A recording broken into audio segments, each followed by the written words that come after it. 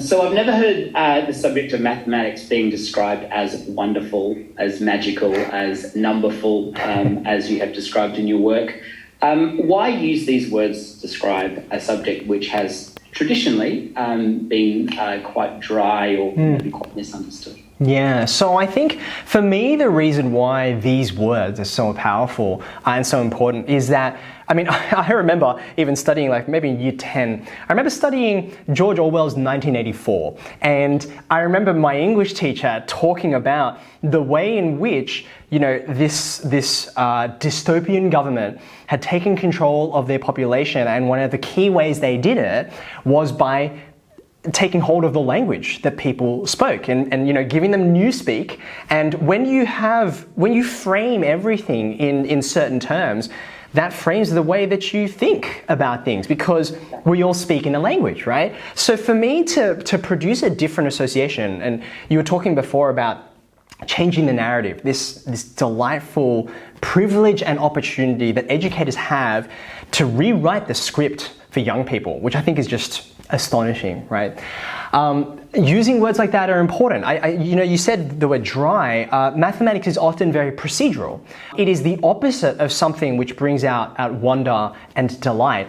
But the funny thing is that often a lot of the procedures that, you know, we will teach to students, there actually is wonder and delight, but you have to kind of dig for it a little bit. And the procedure is the part that's, you know, sitting on the top. I'll give you a very, you know, sort of straightforward, well, straightforward is the wrong word, but let me try and give you a metaphor or analogy for this that's helped me anyway.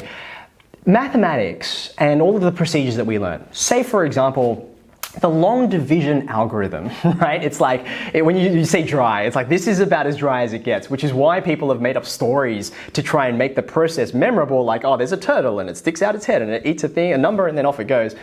For me, the reason why that process is the way it is because mathematics is a little bit like a car. I don't understand how an internal combustion engine works, but the car is designed, or cars in general are designed, specifically so that without that understanding, I can still use and benefit from this car, right?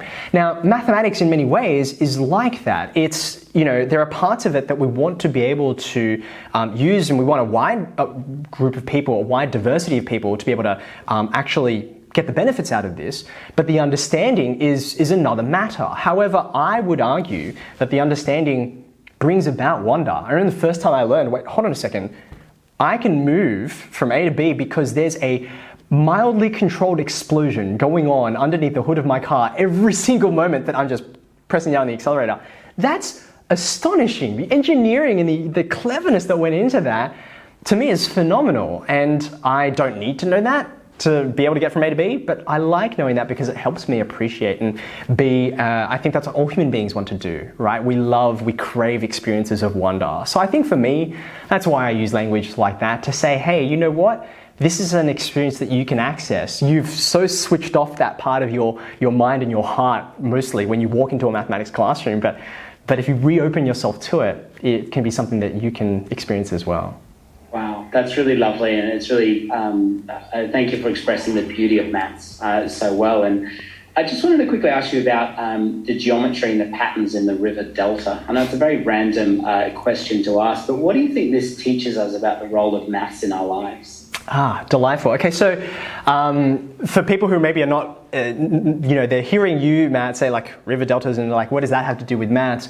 So there is this wonderful mathematical shape, which we don't actually learn very much of explicitly in school because it's actually quite difficult to work with because we at school, we want, you know, clean, easy to draw shapes, things you can use with a ruler or a pair of compasses.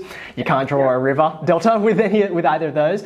The shape that I'm referring to is something that mathematicians have called a fractal. And what I love about the name is that it captures kind of what it is in the name. So the word fractal, it comes from the same place as fracture or fraction. It's kind of this object that has been broken up into many pieces, right? And if you can, you know, if people who are listening, either they can picture in their minds or maybe they just, you know, do a Google image search for river delta, and you can kind of have this picture of like a tree with all its branches fanning out into the sky, but upside down, right? Because like a river delta, the thickest part of the river, it sort of fans out and you get all these little tiny tributaries and little ponds and what have you, billabongs and so on.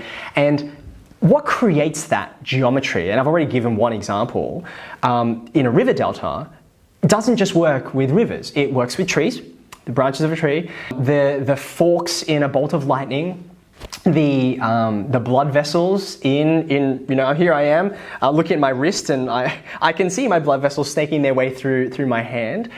It's the same shape. What's going on there? And the idea is that, someone very intelligent once said, and I don't know who the quote is attributed to, but poetry, it's the art of calling the same thing by many different names, right? It's like, poets all write about love, this one singular concept, but they come up with myriad ways and infinite different, combinations of words that express love, right? Poets call one thing by different names, but mathematicians, they do the reverse. And it was the French mathematician Henri Poincaré who said, mathematicians, they call many different things by one name. They can see the unity, the one thread that binds many different disparate ideas like a river delta, a tree, a bolt of lightning, and the blood vessels that keep us alive.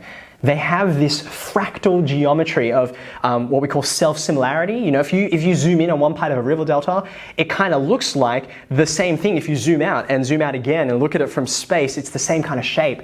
And a bolt of lightning does exactly the same thing. A tree branch does the same thing. So that mathematical reality, you asked, like, what does that teach us about maths?